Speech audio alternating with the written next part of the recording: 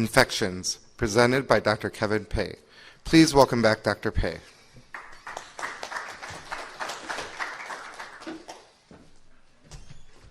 Hello, good afternoon. So, almost there. Last couple of lectures. The next three set of lectures, particularly infection, these are just high yield topics. So clearly we're not going to have time to go over everything that you'll want to know about surgical infections, but I want to make sure that we hit the highlights for things that may very well be tested. I want you all to keep the cytomegalovirus in mind because I'm almost certain you'll probably get tested on it. I continue to have no financial disclosures. This is a long list of things that we're going to go through. Not to worry, I will stay on time. Let's begin with a global picture again of host defenses and infection. This ties in really, really well with the immunology talks. I always say that the transplant surgeons have a leg up on everybody else on this, right? Because they're so intimately familiar with immunology, and it's such a popular topic. Let's start with a question, please. A 33-year-old man, status post-splenectomy, sustained a motor vehicle crash 6 months ago, presents with fever, hypotension, is very ill appearing. Likely cause of this post-splenectomy sepsis is virus, encapsulated organisms, fungus, or Enterobacter and Klebsiella. A little review from our trauma lectures. Fantastic, all right, because it's the spleen is a site of the opsinin production. Encapsulated organisms are the meningococcus, streptococcus, or pneumococcus, pardon me, and H. flu, and very good, everybody got it. All right, next question. Which statement is true regarding enteric feeding? Early enteric feeds prevent bacterial translocation. Early enteric feeds divert significant blood flow towards the splanchnic beds and is therefore contraindicated in septic shock. Early enteric feeds is equivalent to parenteral nutrition in infectious complications. And lastly, early enteric feeds increases aspiration risk in non-ventilated patients.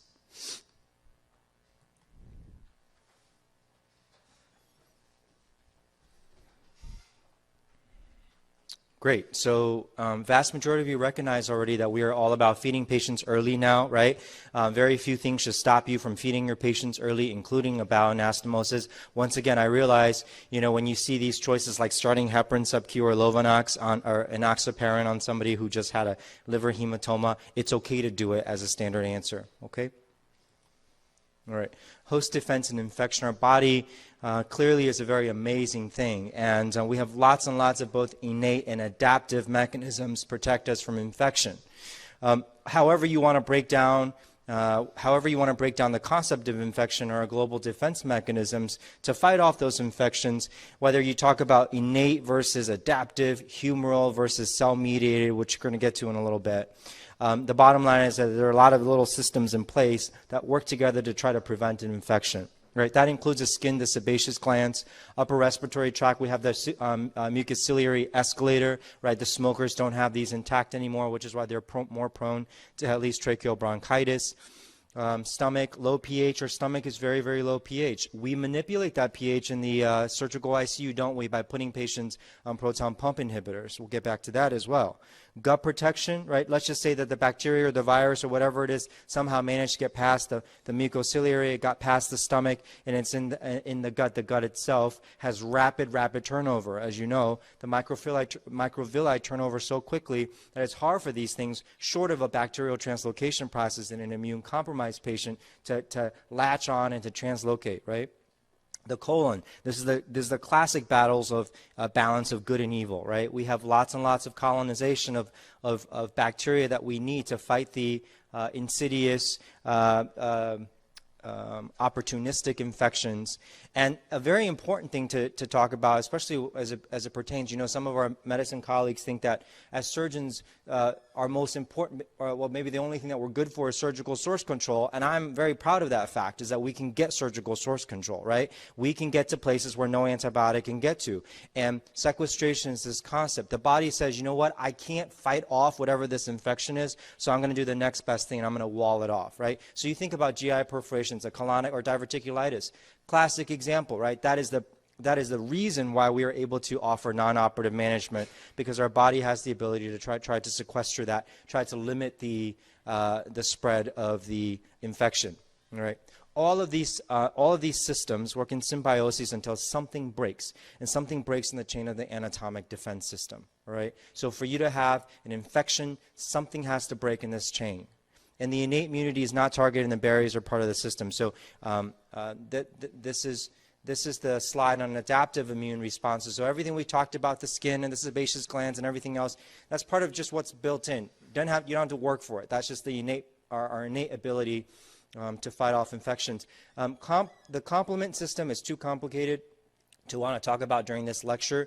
It's not particularly high yield, but just so you understand that the complement system is classically thought of as part of the innate system. It's not part of the adaptive system. All right. So when we talk about an adaptive immune response, and clearly the adaptive immune response is what really does the trick. When all of our innate immune responses, those barriers have been broken. And traditionally we think of it as a humoral versus cell-mediated. All right?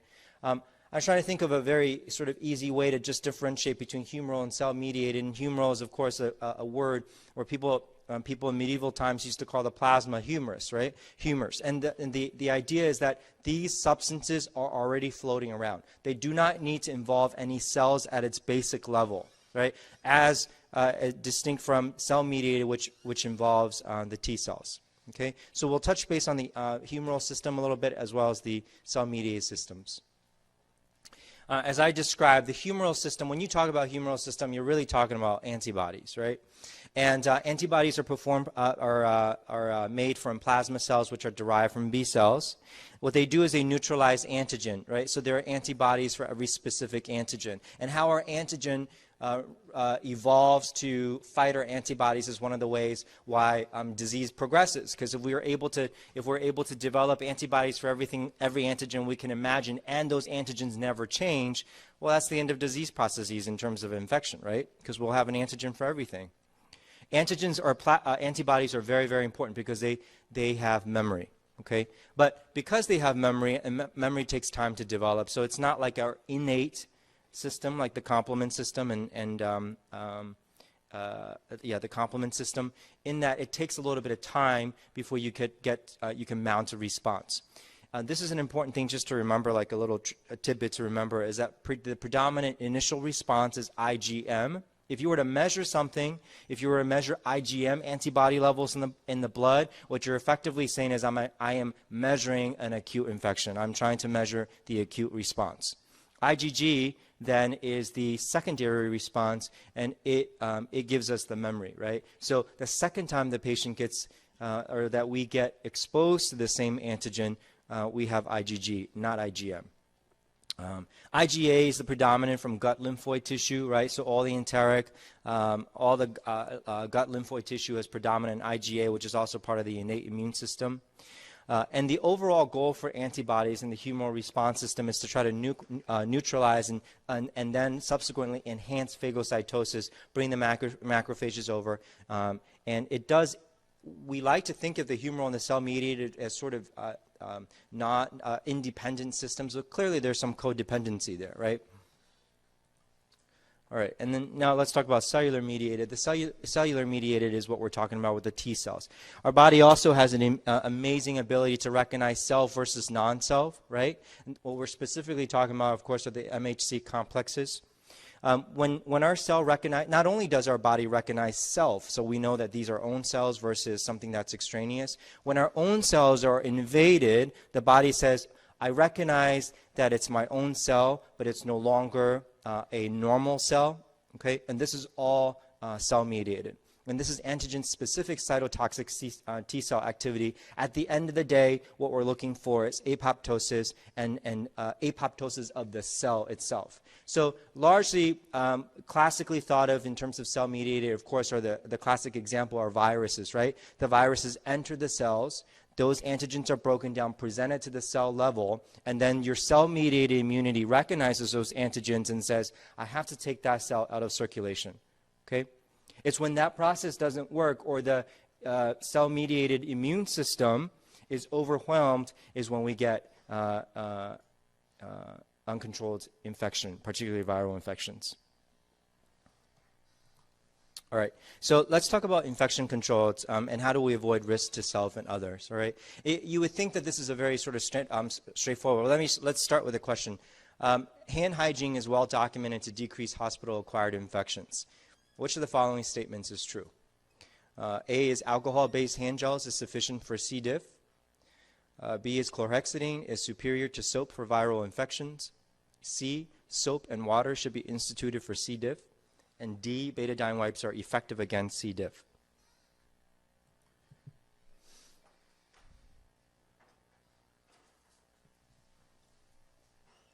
All right, so soap and water should be instituted for C. diff. That's right. All those little pumps, all those alcohol-based pumps that are outside of our hospital rooms now, right? You got to scrub in and scrub out of every single patient room.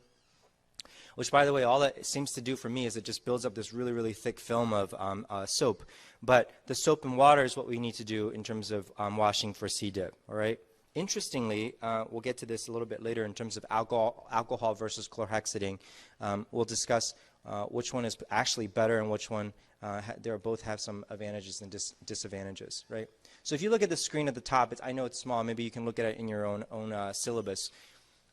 Alcohol is actually extremely, extremely effective against all the things that we wanted to cover, right? On the top of the table there, right? It's extremely effective and it's really, really fast acting. So you say to yourself, well, why don't we just use alcohol, right? 70% isopropyl alcohol and use that for everything. And why are we choosing chlorhexidine, for example, as a prep, not alcohol, for example? And the reason is because chlorhexidine has a special ability for longer duration of action. It keeps going, right? As soon as your alcohol evaporates, it's gone. It has no effect anymore. And therefore, the idea is that the contact time is just as important as the effect against the bugs themselves. We're all very familiar with universal precautions. So of course, you know, in trauma and anything, you assume that the patient has hepatitis B, C, HIV, right? Every patient, and that's what universal precautions comes from. We don't try to guess who may have it. We just assume everybody has it, so we protect ourselves, all right? But this is an important slide just for you to remember that what is potentially something that is spread to healthcare workers, what are some body fluids that do not spread disease, all right? Obviously, blood and any visibly bloody fluids or tissue is a potential for high risk for transmission, okay? The college finds it very important for us as surgeons to understand seroconversion rates and what happens if you were to get HIV exposure. So just as a tidbit, because it's not in the slide, if you were to get an HIV exposure, if you were to get a question on HIV exposure due to contaminated needle or whatever, the idea is that you need to be on 2 medications within 24 hours. 2 medications within 24 hours is that little high yield fact. Okay? All right, let's talk about some specific bacterial infections, all right? Biliary sources, a lot of us do biliary work, right? Classic, gram-negative rods, and positives, Enterococcus, E. coli, Klebsiella, and more often Pseudomonas, all right? So if you're trying to cover an ascending cholangitis or obstructive cholangitis of some sort, one needs to make sure that one has proper coverage against Pseudomonas. So that means that you should write in the corner of your slides what are anti-Pseudomonal antibiotics, right? Pancreas. The penetration for pancreas, it's been very classically talked about now for the last 15 years about imipenem, which is a beta-lactamase. Unfortunately, IMI has a better penetration for the pancreas. Unfortunately, imipenem as a beta-lactamase is more and more recently developing resistance. So there are other members of the beta-lactamase family, specifically carbapenems, and carbapenems have the interesting product of that. This is a little bit of a tongue twister, but it actually is a beta-lactam that is resistant to beta-lactamases, all right? So what this entire class of antibiotics, which actually has really, really broad coverage, both gram-positives and gram-negatives, but we use it as gram-negatives specifically as an anti-Pseudomonal antibiotic, is the fact that the common characteristic is that they all have this beta-lactam moiety. It's so predictable that the bugs know about it and produce the beta-lactamase to create resistance to this antibiotic, right? But the makeup of the carbapenem actually makes it resistant to those beta-lactamases, all right? But now reports are coming out that carbapenems are becoming resistant as well by a mechanism that is yet unknown to us. Pseudomonas is it's a beast of an organism, and at your institutions you may have heard either infectious diseases or your critical care colleagues say that there needs to be quote-unquote double coverage of Pseudomonas because there's so limited numbers of Pseudomonal antibiotics that we really were afraid or continue to be afraid of resistance. All right, Piptazo is a anti-Pseudomonal antibiotic, right? What we're discovering more and more, and there's more and more interest about this concept of extended infusion. Well, what do we all grow up with in terms of antibiotics? We gave it at certain doses. We know that after 5 half-lives, we should be reaching some sort of a steady state. We measure a level if a level is to be measured, such as vancomycin, right? And we say, all right, well, based on this peak and trough, we should make some adjustments either due to the frequency or the interval or the dose itself, right? We're all familiar with those concepts. Well, we're saying now is that what's happening with those half-lives is that as you're intermittently checking the times, that's actually probably inferior to extended infusion. So much like we give a vasopressor in a drip form or insulin in a drip form, we're talking about actually doing an infusion of the antibiotics every which way. They're all being studied right now. And the idea is that we're actually able to maintain steady state more consistently. And that makes sense, right? Because we get these peaks and we get these troughs, and we say, well, I'm not actually sure how many hours the patient is actually staying therapeutic. Cephalosporins that are anti-pseudomonal, cefepime, and ceftazidime, right? 3rd and 4th generation cephalosporins. Fluoroquinolones is an important class, right? Ciprofloxacin is a classic example of a fluoroquinolone. It's being overused now, and so everybody used to put. I mean, if you talk to outpatient and primary care doctors, everybody got Cipro for a UTI or a community-acquired pneumonia. So now Cipro's got resistance to Pseudomonas. So much so that we've taken out of rotation. We don't put Cipro on as a rotational drug for Pseudomonas. Okay. Carbapenems we talked about, and then Tobra and Gent. They're oldies, but they're goodies, except when you have renal failure. So it's a difficult drug to manage, tobramycin and Gent. All right. Here's a list of anti-pseudomonal antibiotics. All right. It's something that you should probably just know, both for practice as well as for the exam. All right. Bacteroides. Bacteroides is an important one for us general surgeons. It's principally in a colonic and terminal ileum. It's found in those regions. It's an obligate anaerobe, and it's a gram-negative rod. So if you were to get a culture and it said it was a gram-negative rod on anaerobic culture, it's most likely to be Bacteroides. All right, but not all Bacteroides is bad, and Bacteroides can be one of those things that's very, very opportunistic. What we're the specific strain that we're concerned about is the enterotoxigenic Bacteroides strain. Okay, and this strain produces a toxin gene, much like some of the other bugs that we'll talk about. They're like C. diff, for example. There's one that's a bad player that produces the toxins, and then there are others that don't. Bacteroides, by the way, is associated with colon cancer and inflammatory diarrhea. Bacterial translocation is a very, very important concept, especially in the intensive care unit in a patient who's immunocompromised. We mentioned all the things that we talked about in terms of what we consider immunocompromised patients: steroids, pressors, smokers, obese patients, malnourished, chronic steroids. Then you throw in some sort of a septic shock, whether it's intra-abdominal catastrophe, hemorrhagic shock from trauma, and all of a sudden these patients, an MPO status, and all of a sudden these patients are set up for bacterial translocation. If you grow an enteric bug in your blood, that's not because the nurse accidentally drew suckers and then pumped it into the plasma.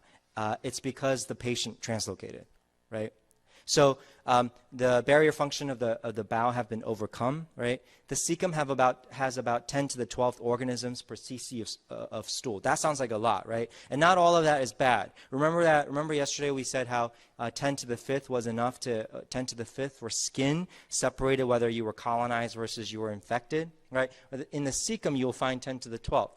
The portal blood and the mesenteric lymph nodes are usually sterile. So what patient population is at particular risk for infections and translocation? The cirrhotics, right?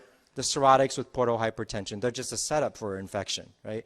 Not only that, when cirrhotic patients, their liver is physiologically the largest arterial venous fistula ever. Everything, there's no filtration function anymore, so everything just goes right to the systemic circulation, right? So your, let's say your E. coli goes from your colon into your bloodstream. Normally, the mesentery and everything else will try to stop that from getting to the liver, and if it didn't stop it and it went into the portal circulation, it would reach the liver. The liver would say, no, we're gonna get control here, we're gonna filter this out. Well, if you're cirrhotic, that filter function is gone. That E. coli then goes to the heart and gets pumped out to everywhere else, all right? Factors regulating translocation, mucosal integrity. This is the importance of enteric feeding. We're not talking about getting your patients up to goal, quote unquote, goal for their nutritional needs. We think of early enteric feeds as important as antibiotics. It's a treatment. All we're trying to do is to prevent microvilli from deteriorating, right? We're just trying to keep that barrier function there. The immune function is very important. We already talked about how the mesenteric lymph nodes serve that and the liver serve important filtration functions.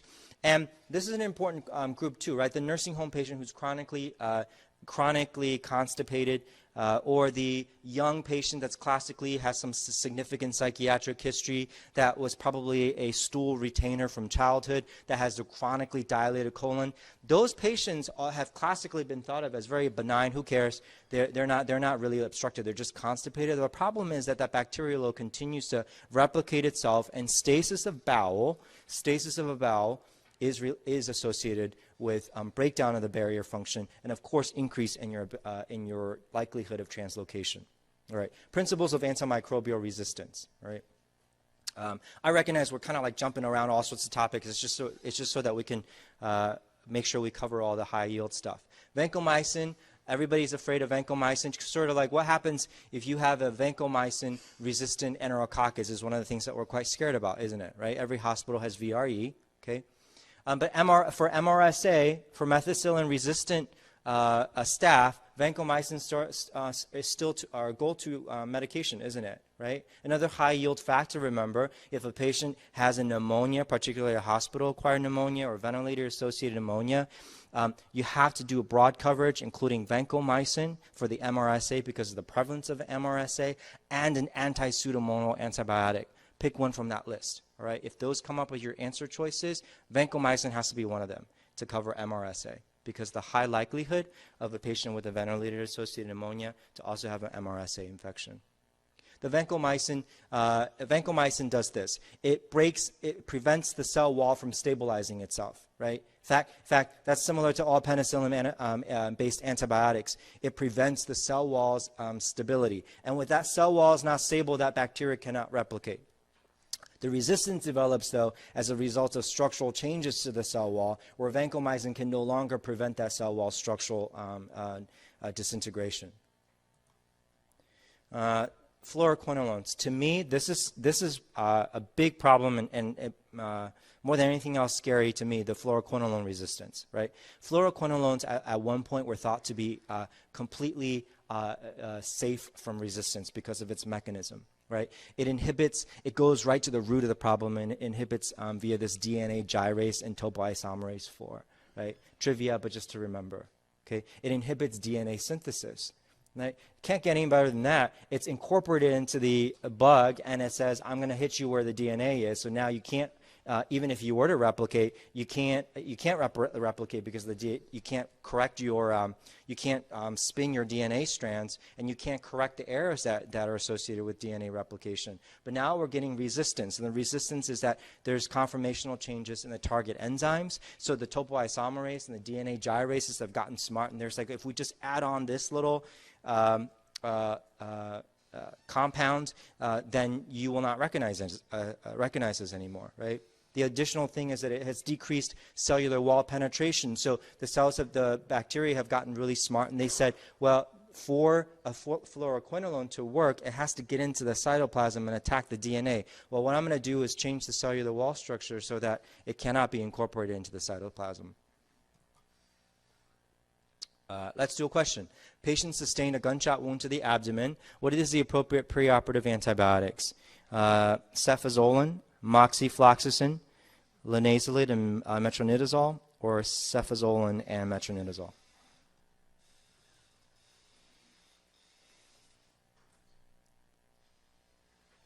Fantastic. All right, it's another review from yesterday. Skip measures, right? Very important skip measures. So basically, for any injury to the if you suspect that there may be a colonic injury or enteric injury in general, you want a first or second generation cephalosporin, and you also want anaerobic coverage. All right? Great. Next question. 75-year-old man placed on broad-spectrum antibiotics for severe sepsis from perforated diverticulitis develops worsening kidney injury. Management includes decreasing the patient's protein intake, vancomycin trough level, and adjust per glomerular filtration rate, furosemide to convert to non-oliguric renal failure, and expectant management.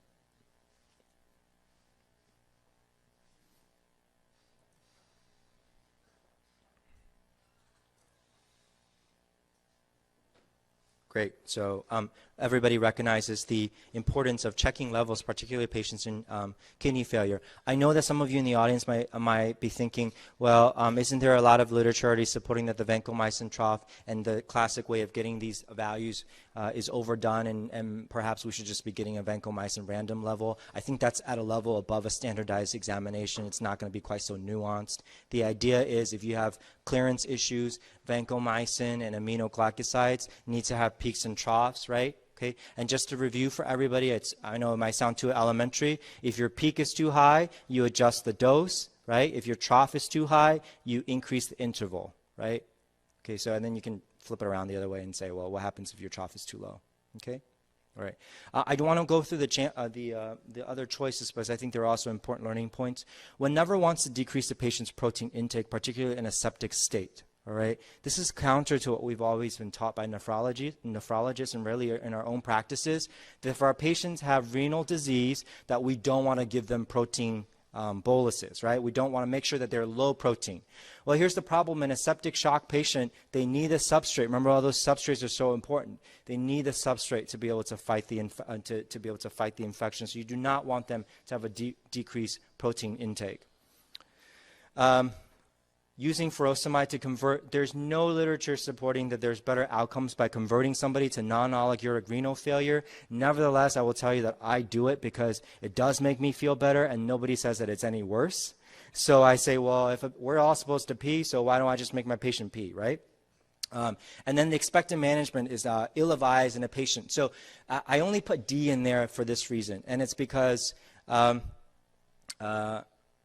for all the times that we get values and we say, well, let's get the next value, or let's give a fluid bolus because this is maybe not a representative of the antibiotic. For these patients, if you miss the window of opportunity to capture them because their GFR is low, there'll be untoward effects later down the line, and it'll be down the line where you can't even predict when. So expectant management is never appropriate for that. It's true. So the premise for the question is, why would they be on vancomycin for perforated viscous? If you are in a severe sepsis or septic shock state, targeted antibiotics in the beginning is not the appropriate management step. So in the very, very beginning, what we do is we throw the whole kitchen sink at patients, and that always includes gram-positive coverage. Okay, until your cultures are a little bit more specific. That's another thing that's a great question. That also leads me to another interesting point, is that probably most of us sitting here in the audience were taught one time or another, and probably do this in practice, and say, I don't do cultures. So why am I gonna culture pus? It's gonna grow out everything. Isn't that what we always say, right? Well, I'm not gonna culture this. But as we are understanding sepsis and septic shock more and more and more, I have been converted to the group now that I culture things, because once in a while that culture is helpful, and unfortunately you can't go backwards, right? You can't go back and try to get that culture again. So I would encourage you to culture things so that your surgical intensivist can tailor antibiotics in this day and age of antibiotic resistance. So vancomycin, there's no evidence of using a traditional peak. We talked about that. The trough should be obtained 30 minutes before the fourth dose. That's, on animals, the most likelihood of you achieving a steady state. Now, the hospital is a big machine, right? And obligatory 30 minutes before the fourth dose is hard to do, and I think that that's why sometimes these troughs are perhaps not the most accurate. Okay, but nevertheless, the standard answer is that the trough is most associated with the efficacy in the MRSA pneumonia. That brings me back to the point of the extended infusion, doesn't it? Right? If the trough is most predictive of efficacy, what we're really saying is that the steady state, the therapeutic steady state, is what we're going after. All right. So this is duration of therapy for peritonitis. Of course, this was pre the latest literature suggesting that even with intra-abdominal catastrophes, 4 days of antibiotics is enough. I don't know if you're doing that yet in your own practices. I don't think that the 4 days is going to be standard 2016 answer yet for the exam for this year, but I suspect for 2017, 4 days will be the answer for everything. So perforated appendicitis, perforated diverticulitis, whatever, it's going to be 4 days, okay? But this is a table for now. The 5 to 7 days, the week-long, 2 weeks long thing that we've always done is it's not based on evidence. It's just, it makes sense. It's like a nice round week kind of a thing. HIV is a big focus of exam questions. So HIV, there's risk of post-surgical complications is increased. Please remember that CD4 count is an independent marker for immune function. When your CD4 count is an independent marker of immune function and surgical outcomes. When your CD4 count falls below 50, you're going to have bad outcomes in your surgeries. Okay? If you have a patient, it's a little mishmash of things, but if you have a patient who presents with hypoadrenalism and has HIV, you got to think about whether or not they're harboring latent Mycobacterium avium disease. All right, it's not common disease, but it's anything that's not common in the general population all of a sudden becomes more common in immunocompromised patients. We're going to keep going back to the CMV infection. I would say that if you had to review one lecture before the exam, it would be the immunology lecture, because that's the lecture, that's the topic probably we're all least familiar and comfortable with, okay, unless you're a transplant surgeon. Then I would say you should review breast because that changes so frequently. But the hypoadrenalism is harboring potential this. Now, the most common cause of peritonitis in patients with HIV is CMV, all right? The most common cecal infection in patients with HIV is CMV, all right? So you kind of get the point. CMV is the answer to everything, pretty much. Okay? All right, so CMV is can occur anywhere in the GI tract in a compromised host. For that matter, CMV can happen anywhere, all right? Esophagitis, gastritis, enteritis, any itis with an immunocompromised patient, in my mind, is CMV. All right. CMV colitis is an AIDS-related defining disease. It's CD4 count less than 50. Remember, that's also the magical number that tells you that your patient's going to have poor surgical outcomes. All right. How does this present? The patient presents like somebody with a significant amount of itis, right? A colitis or enteritis. They could have GI. They could present like a GI blood. They can present peritoneal, right?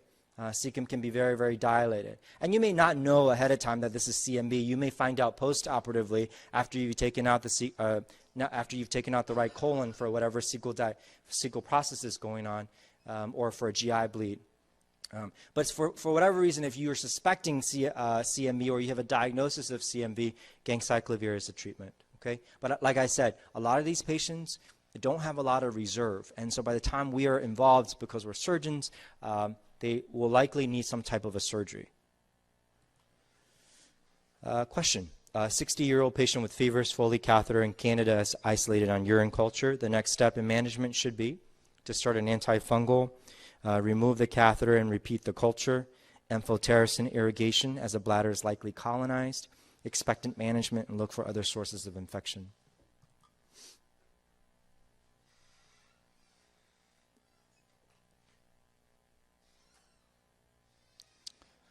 Okay, so So B, I understand where the 59% are coming from. It has been teaching that we should, for fungal culture, that we should just remove the catheter and repeat the culture. The latest infectious diseases guidelines don't even recommend that you remove the Foley catheter at all. It's pretty much to say ignore it because Candida in the urine is most likely colonization. We'll get to that a little bit more details. All right.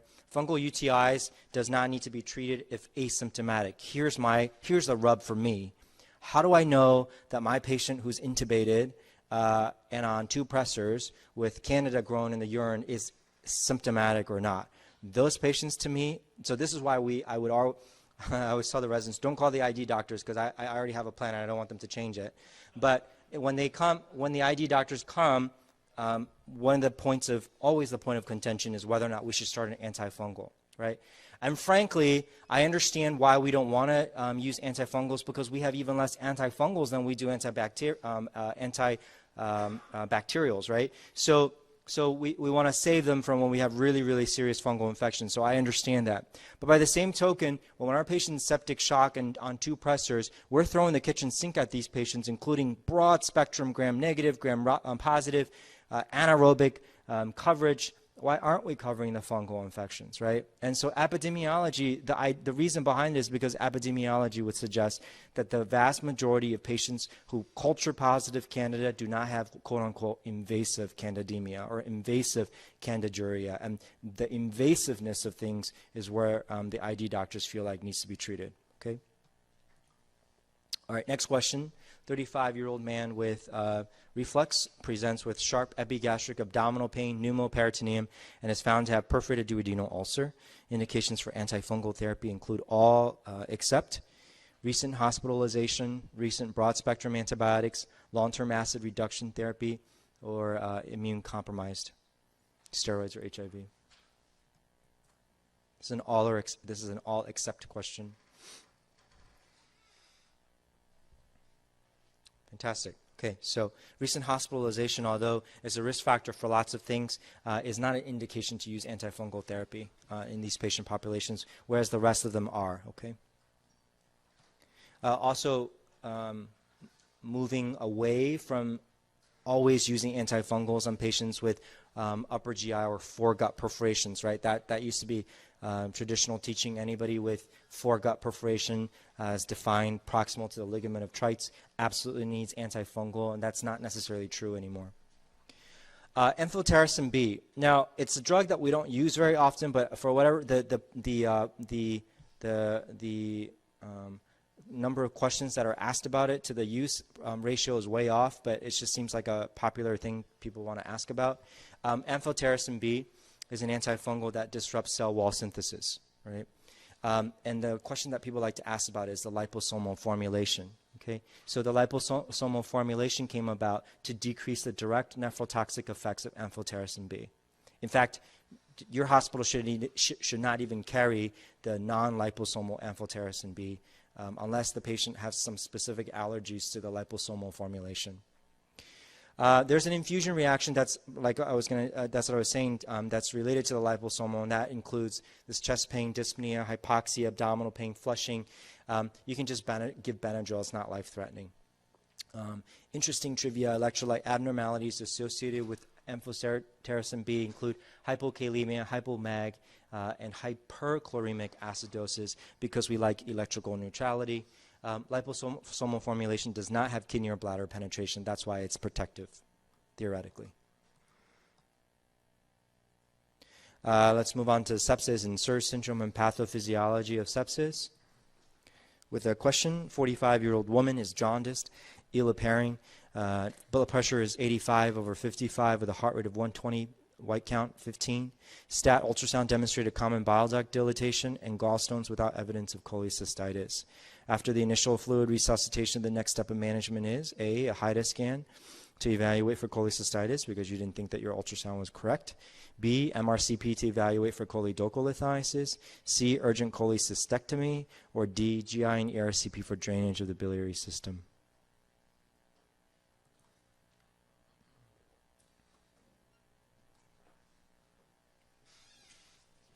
Great. So this is clearly a patient that needs urgent drainage because this is biliary sepsis. This is cholangitis, right?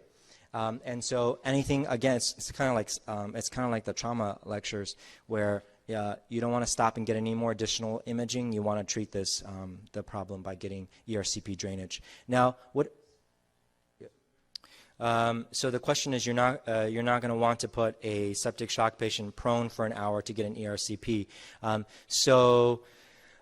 don't have an answer to that question. It is clearly done, but I suspect you're going to, in real life, you obviously are resuscitating the patient, right? It's interesting because I was just about to get to the question about what if you don't have ERCP at your hospital, right? So you just need to get some sort of a drainage procedure done so you can get a PTC, right? Percutaneous transhepatic. So either way, just get it drained is the bottom line. Sepsis and SIRS syndrome, don't commit this to memory because it's already changed because the latest version includes a Q-SOFA score, okay, a Q-SOFA score to screen patients, a Q meaning quick as opposed to trying to do the whole SOFA score, all right? But basically, a septic patient, we all know, right? It's kind of, we all know what a patient looks like. They're tachypnic, they're febrile, they just don't look well, right? Okay. And the sepsis bundles, this is also being challenged. It's not completely official yet, so the next iteration will be updated. But the bottom line is that we used to say, all right, get the CVP, central venous pressure, up to 8 to 10, get the lactate down, maintain a map of this, and get a urine output of 0.5 cc's. What we're finding out is that these volume goals of getting a CVP to a certain degree doesn't necessarily make a difference. And in fact, this whole early goal-directed therapy business that we've been doing for the last 15 years, has been challenged by several multi-center trials which have come out with the same exact result, which is it doesn't matter. I'll tell you why it doesn't matter. It's because sepsis mortality, one thing that people are not talking about is that sepsis mortality as a whole has dropped over 10-15% over the last 10 years. It's really, really, really hard to get 1% improvement in septic shock patients. It's really hard. So because of the last decade or so, it's already dropped so much. There's very little that we're going to be able to figure out that's going to drop it another 10-15%. Just not going to happen, right? You have to accept that some patients are going to die. And sepsis and septic shock is the way that we used to all go in the medieval times, right? Before, well, pressers and surgeons. So septic shock is the way we're supposed to go. And so we're trying to stop that from happening, but a certain percentage of patients will die from septic shock no matter what we do. Homeostasis, but here's the thing, is the sepsis is really, it's like a bad concept. It sounds like something that's really, really bad, right? But it started in a good place from our body, right? Our body says there's an infection. Remember all those steps we talked about in terms of wound healing, that global perspective, and how your body is just trying to rally the troops to come and heal this, whatever this is. Well, that process in sepsis has gone crazy and out of control. And when it is out of control, it starts attacking your body and your own healthy cells, right? And the organ system that always gets attacked first and is the most vulnerable is your lungs. That's why ARDS and sepsis go hand in hand, right? They go hand in hand, right? So there's an imbalance of coagulation and inflammation on the left of your screen versus a fibrinolysis system on the left side, right? I probably don't have to remind you all, there was a drug that was taken off the market called activated protein C. I love these miracle drugs. It was another miracle drug, just like Milrinone, and just like the negative VAC dressing, negative pressure dressing systems, right? Because that drug controlled the inflammation and increased fibrinolysis. And for those of us who used it quite a bit, anecdotally it worked for our own mortality, but the company probably already made quite a bit of money off of it, and they said, we're not going to take this, because the papers came out and said it didn't make a difference to control using activated protein C. So they said, well, you know what, let's just take it off the market before somebody sues us for this, right? Because they have made billions of dollars off of this activated protein C already. Bottom line is I wish it was still around, okay? But ultimately that it didn't make a difference in terms of sepsis mortality. Yeah. We knew about the bleeding complications from activated protein Cs. Now for sepsis on relative adrenal insufficiency, this is an important concept to remember. The question will say something like, the patient has pus in the abdomen and you are on norepinephrine already, what do you want to do next? And the next thing to do is not give crystalloid, not give any of this stuff. It's to add vasopressin. and because vasopressin is in relative insufficient, insensitivity in septic shock. All right, surgical site infections and prophylaxis. So 67-year-old man who is an active smoker presents with an elective inguinal hernia repair. The most effective method of preventing surgical site infection is chlorhexidine bath night before surgery, meticulous groin shaving night before surgery, appropriate antibiotics 120 minutes prior to skin incision, or preventing hypothermia.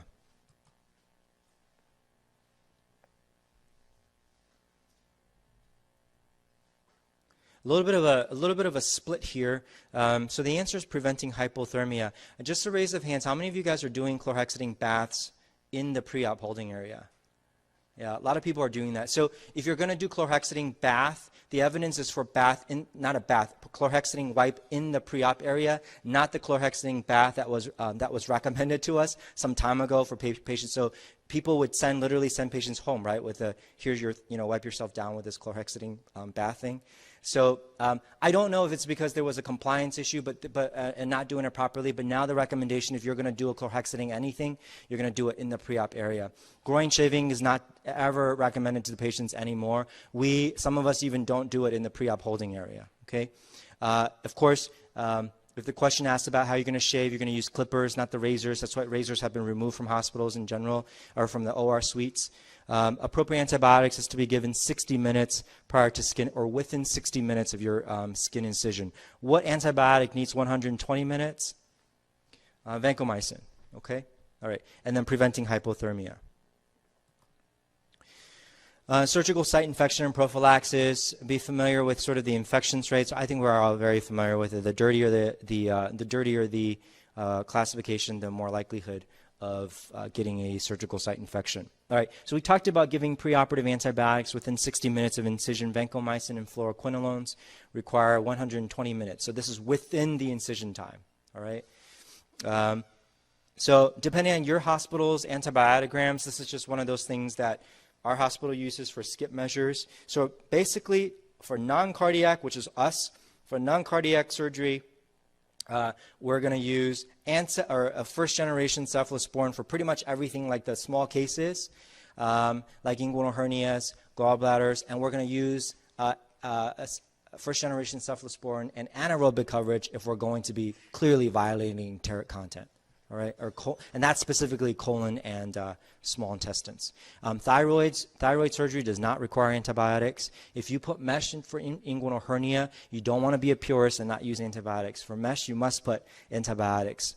It will be a countercurrent to standard practice. Okay, contributors to surgical site infection. Touched upon this a little bit before, right? To the right of the screen are factors that are hard to control, right? Because we can talk about it all we want, but smoking cessation, if you can get the patient to decrease the number of cigarettes that they smoke right before 2 weeks before surgery, it helps you. But some of those things are just not something that we can fix right away, especially in the acute setting. Right? So what we can control are the two columns to the left of the screen, right? Your OR technique and your OR systems. We talked about how surgical technique ends up with how it's associated with surgical site infection in the wound healing lecture. OR systems, pre-op shaving, we already talked about this. Traffics in the OR, at Yale, our system is one way. We have to go through the semi-sterile scrub sink area to enter the room. We can't swing that big door open where the bed goes in, so it only opens one time for the patient to come in. You have a negative pressure system, minimize your electrocautery use. So those are potentially the things that we can control. Hospital-acquired infections. We want to touch base on UTI, ventilator-associated pneumonias, and CLABSIs, or central line-associated bloodstream infections. Okay, we talked about the UTIs a little bit already. There's a bacterial biofilm, and for that matter, anything that we talk about in terms of CLABSI, like central line-associated, or any catheter-related infections of any kind, is related to the bacterial biofilm that happens. It's defined by that the Foley had to be indwelling for more than 2 days. Okay, if your Foley has been more than 2 days, you have also increased by greater than 25% chance of having a UTI. The UTIs is not just a simple, like a community-acquired UTI in the hospital, because it does increase in hospital mortality. The patients have longer stays in the hospital. These are not prospective. There are large administrative database retrospective looks at this information, but there is a strong association. And for most surgeries that we do, except cardiac, remove the Foley catheter on post-op day number 1.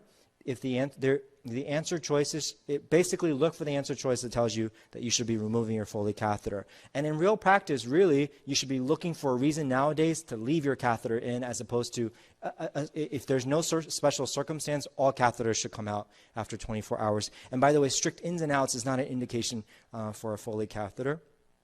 Cultures and organisms, right? Strict ins and outs, strict inputs and outputs, so volume, yeah. Pardon me, I was going too fast. Strict ins and outs is not an indication for a Foley catheter, okay?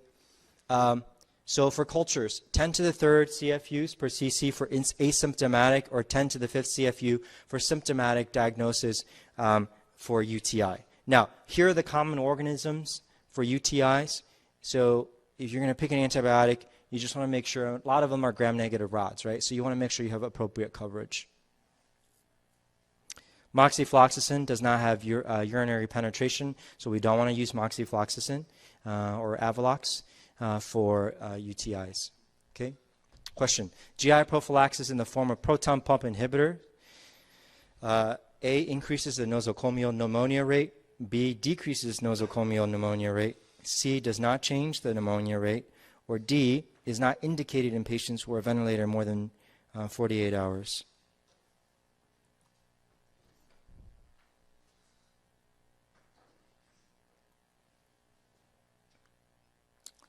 That's fantastic. Yeah, absolutely. So you're changing the GI pH, right? You're changing the stomach pH. And so proton pump inhibitors are so good at decreasing the stomach pH that all of a sudden, remember that the innate immunity that is provided by the pH, the gastric acid, is all of a sudden gone. So now the drugs that are coming, the bugs that are coming from your GI system can cause a ventilator-associated pneumonia. Okay. Ventilator-associated pneumonias are very difficult to diagnose. You have to have been on the ventilator for 48 hours to be attributed to the ventilator. Okay. There's really no consensus on how we can define this. The CDC puts out regular updates on what they consider as a VAP. So much so, there's so much confusion about it because there's name changes about, it's called a ventilators, the associated events, and then those events are then somehow related to pneumonias. But that's too much information for the exam. Basically, you should just realize this, the easy, sort of the classic ways of diagnosing a pneumonia, right? Infiltrate, white blood cell count, fevers, okay? So also recognizes that bronchoalveolar lavage, BAL, is not any better than a blind tracheobronchial suction. Right, so the respiratory therapist sticks the inline suction deep down to get a sample. That's as good. But the caveat being that when you're doing a quantitative analysis of these cultures, the BAL, because it is protected and is deeper, doesn't need to meet quite a higher CFU requirement. So if you did it at BAL, you only need 1,000, right? Versus if you did a TA sample, then you would need 10 to the 5th quantitative cultures, which is also a reminder, by the way, to send quantitative cultures. So we talked about ventilator-associated events a little bit. Okay, this is just how difficult it is. There's actually somebody that sits in the hospital that has to look at this to calculate our ICU ventilator-associated pneumonia rates. Okay, let's talk about, let's do another question. A 67-year-old woman who is status post a modified radical mastectomy sustains a postoperative pulmonary embolism and is intubated. She has a right internal jugular vein central line. Which of the following statements is true? A is full barrier precautions reduces CLABSI rates. B, blood sampling from central line does not affect CLABSI rates. C, antimicrobial ointment should be used at the insertion site. Or D, routine CVC changes, central line changes reduces line days and CLABSI rates.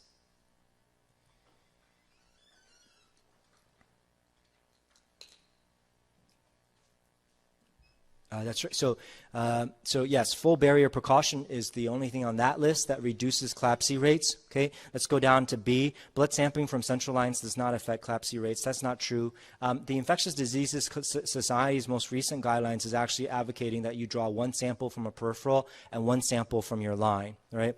Recognizing that central line infections or central line associated bloodstream infections again come from the biofilm. Right? It's not necessarily this bloodstream infection. It started at either the hub or it started at the skin site because of the skin colonization. Antimicrobial ointment should not be used, in fact, in the insertion site. And then the last thing is that we don't, of course, ever recommend routine changes of central lines, but there was a time that we used to do that. Okay. All right, so we talked about the definition of a CLABSI as a laboratory confirmed bloodstream infection where the central line or umbilical catheter was placed for greater than 2 calendar days. So you see how there's a lot of definitions based on that there must have been at least 48 hours or so that's associated with the line or the ventilator or the Foley catheter.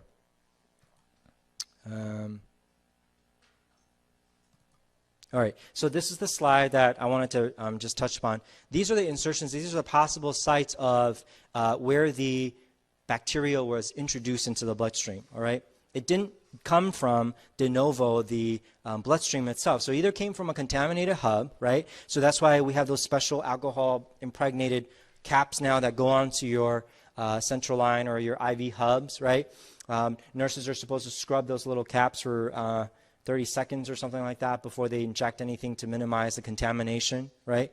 Then at the skin hub is another area, right? Because, so some of you probably use this thing called biofilm at your hospital when you put a central line in. It's a little disc that is antimicrobial and impregnated, and you put that little disc against the skin to try to minimize the contamination from your skin colonization. That's fallen out of favor, so now the latest thing, because we all love chlorhexidine, is now there's a chlorhexidine impregnated dressing that you put over things. It's got a little pocket of sort of time-released chlorhexidine that covers the entire insertion site.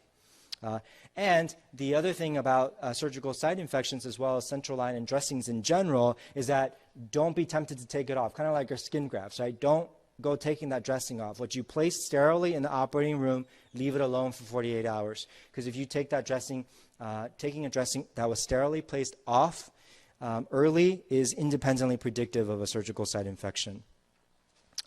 Here are things that are not surprises to you. I would add to item number 4 that if you can, you know, subclavians is our favorite, isn't it, for surgeons? It's anatomically stable, predictable, something that we have a lot of experience with. So the subclavian line has always been our go-to, but there's been good reason for that as well because it's significantly decreased the CLABSI rate as compared to the femoral. Now, we used to think that IJ and subclavian lines are equivalent, but they're not because in our ICU patients, they're drooling, their oral secretions are going onto their neck. I think that they're probably the IJ is probably a dirtier site than the femoral because that area we can, you know, chlorhexidine all day long. But the IJ and the femoral are potentially equally dirty, all right? The benefit of the IJ over the subclavian is that it can be ultrasound guided. If you stick somebody more than 3 times, it's associated with increased complications. Just random high-yield trivia. Okay, surgical emergencies. Question. 45-year-old man was running and scraped his leg several days ago. He presents the ED with worsening pain, redness, blistering over the injury. Plain x-ray shows no fractures. While in the ED, the patient becomes hypotensive, febrile to 103 degrees. The next step in management is fine needle aspiration, CT extremity, immediate OR surgical debridement, or mini incision at the bedside to evaluate for necrotizing fasciitis.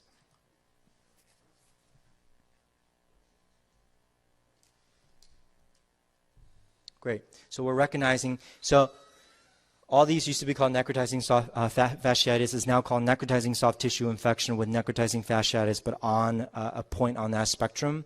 Necrotizing soft, because we are recognizing that just because you don't have necrotizing fasciitis, you can certainly get very, very sick with just a necrotizing soft tissue infection in general. Okay, so this patient needs immediate debridement. None of the other things are, by the way, accurate enough for diagnosis. So necrotizing, we already talked about. Cellulitis, myositis, fasciitis, they all fall under the umbrella of necrotizing soft tissue infection. So you got dead muscle but not dead fascia, you still got to the OR to debride it. This is a clinical diagnosis, Clostridium perfringens. We're familiar with that. Classically described as foul-smelling drainage, extreme pain, and evidence of systemic toxicity. But I would argue those are all sort of already late signs. So just have a high index of suspicion for it. Necrotizing fasciitis forms itself, progresses itself in fascial planes. Well, we see that sort of dishwater look to the fluid or the edema fluid around it. Necrotizing myositis, thank goodness, is a rare thing, but in our trauma patients, particularly after crush injuries and mangled extremities, this is one of those situations where we would get in talks with orthopedics and vascular surgeons, and we would always favor amputation in those situations because you may want to try to salvage this leg, but this patient's septic shock, so it's better that you have a live patient who's had an amputation. And necrotizing cellulitis, so let's just recognize that it's not always just about necrotizing fasciitis. Approach to the patient. Pardon? Yes, there is. So the question is there any role for hyperbaric oxygen? And the short answer is yes, there is. If your center has it, I would say that should never, I see hyperbaric as an adjunct postoperatively for healing, yeah. So you should, again, never stop anywhere besides the OR for these guys. Approach to the patient, early surgical debridement, right? And you need to accept a false positive rate. I tell my patients that. I may cut into your leg and there may be a big hole there afterwards and I may be wrong. But if I'm wrong, if I'm right, that would have saved your life. But if I'm wrong about it, you have a big hole in your leg and we'll fix it at some point, all right? Diagnostic approach is a study that will approach 100% sensitivity. That's unfortunately not an MRI, not a CT scan, and not your clinical exam by any means. It's only by surgery. CT is actually better than MRI for gas. For all the times you're tempted to get an MRI to look for necrotizing fasciitis, it's a wasted study. It's time consuming. It probably just delays your ultimate trip to the operating room. With antibiotics, we want to be broad spectrum. Clindamycin, just to remind you, has an antitoxin effect, so you cannot skip clindamycin, even though you may say to yourself, well, I have adequate broad coverage. No, the clindamycin is particularly used for antitoxin effects. So you may even have double coverage. Again, don't forget the vancomycin. These are the antibiotics located on the bottom there. Vancomycin, linezolid, and daptomycin are the remaining MRSA. There's some new ones coming out, but those are drugs still effective against methicillin-resistant Staph aureus. And that's neck fash. That's abdominal pannus necrotizing soft tissue infection on the right side of your screen. Blistering, by the way, blistering is a very, very good prognostic or predictor that there is necrotizing soft tissue infection. When I see blistering like that and coupled with hyponatremia, the patient's going to die if you don't take them to the operating room. So hyponatremia independently predicts outcome in patients with necrotizing soft tissue infections. Question, 72-year-old patient with coronary artery disease and diabetes, status post-CABG, with a protracted postoperative course in the cardiac ICU, multiple days of hypotension requiring vasopressors. He's in the step-down unit with right upper quadrant abdominal pain, glucose of 400, progressively hypotensive, frequent ectopy. Chest x-ray is shown, and the next step management is?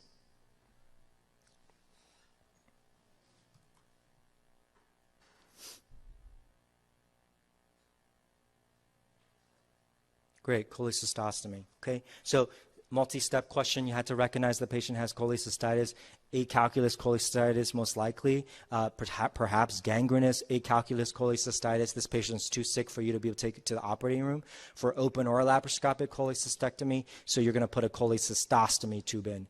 If it is an acalculous cholecystitis, cholecystostomy can be the definitive treatment after you do a cholangiogram. However, if you have a patient who have stone disease or gallstone cholecystitis, cholecystostomy is but a temporizing measure.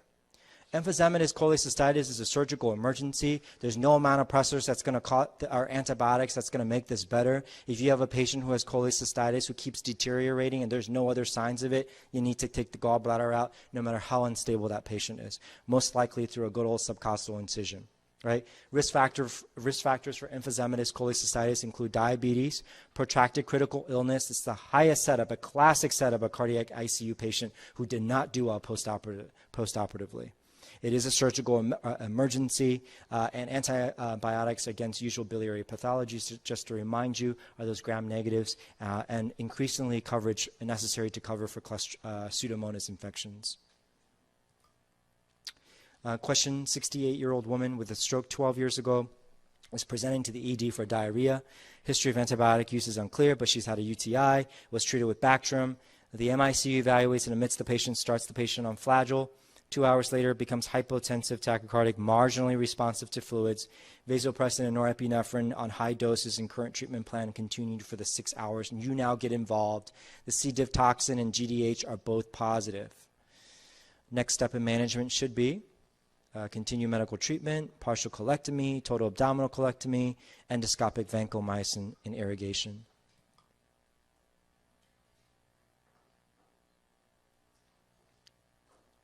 Excellent. So total abdominal colectomy with end ileostomy. Every once in a while, we get a few people who will do a partial colectomy. So the standard still, for the guidelines that are available, the standard is still to do a total abdominal colectomy. All right. Retrospectively predictable. Every patient with C. diff had something that anteceded the event, right? So if you use antibiotic, no matter what antibiotic you use, right, you alter the normal colonic flora, that battle of good and evil, the evil wins, the evil being the toxogenic strains of C. diff, and toxogenic in the sense that it produces toxin A and toxin B. And that leads to mucosal destruction. So when you go and look at it endoscopically, that's what it looks like. Pathogenesis is a C. diff toxin-mediated disease, right? So now you have mucosal, you have mucosal disruption, right? You have mucosal disruption, and all of a sudden, the C. diff the toxin gets into this is the translocation process, isn't it? It gets bloodstream, and then now that incites a very, very, very strong septic shock picture. So the question is, how much time would you give the patient medical therapy before taking him to the operating room? On the exam, I would give him no time. I would take them to the operating room, okay? In real life, I suppose it depends. I have a real hard time answering that question. I suspect that as the patient is deteriorating, defined by more pressors or deteriorations in the sort of the very rough ideas of perfusion like lactate or urine output, I would take the patient to the operating room, okay? Culprits, anything, basically, right? Classically associated with clindamycin, but any antibiotic will do the trick. Including, oh, by the way, Flagyl. Isn't that crazy? That's the treatment. So, all right. So how do you diagnose C. diff? So it used to be that we sent off C. diff toxin all the time, right? We'd send it off, or antigen. We would send it off 3 times because the one-time toxin detection was not sensitive enough, so we kept on sending it off 3 times to try to achieve about 90% sensitivity.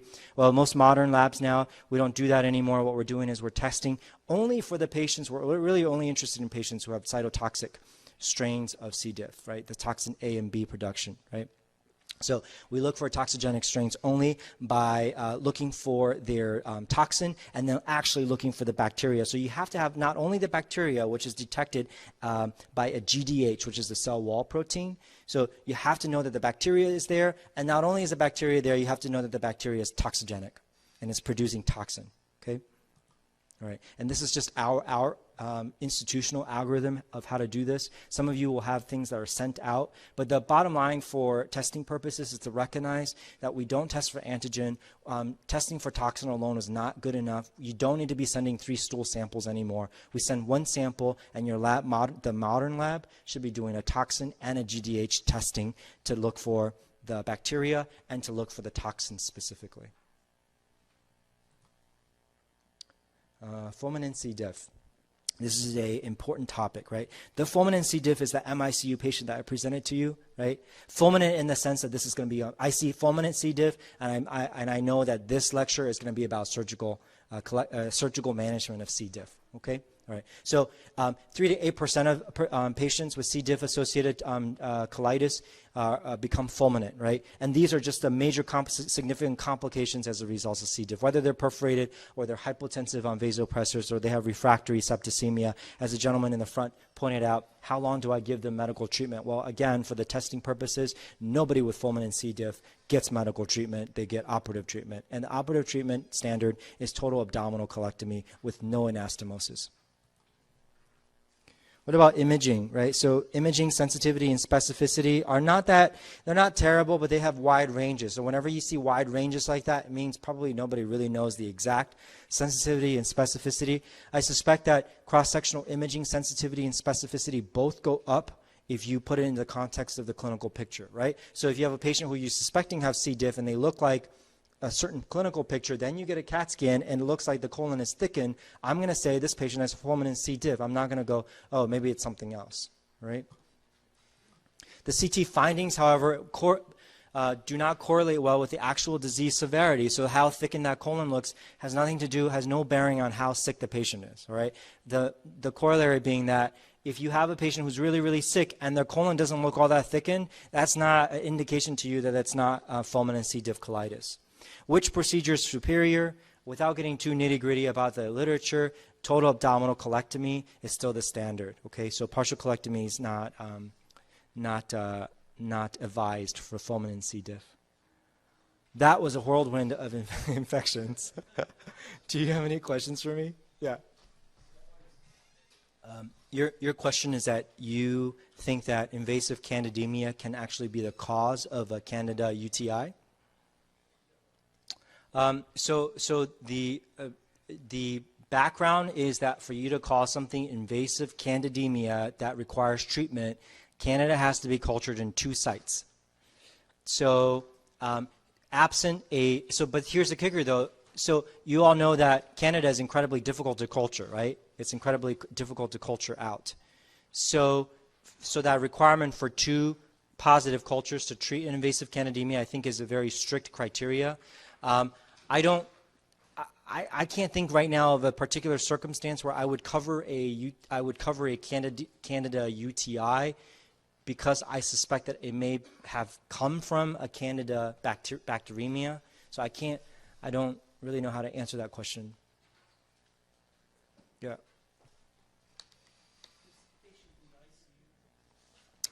So when the patient's septic shock episode has resolved, we send the patient home with a cholecystostomy tube. A couple of weeks later, there's no rhyme or reason to it. A couple of weeks later, we get a cholecystostomy tube check, right, just to make sure that the cystic duct is actually draining properly. And if that's draining properly, we take the tube out. That's the end of it. Yeah. Yep. If you don't go through the liver and go directly into the gallbladder, when that inflammation goes away, you no longer have a controlled fistula. So when you pull that tube out, there's going to be bowel drainage everywhere. And there are cases of patients who have bioperitonitis post that procedure, which will then, not ironically, but I don't know the word is, but you end up taking their gallbladder out. So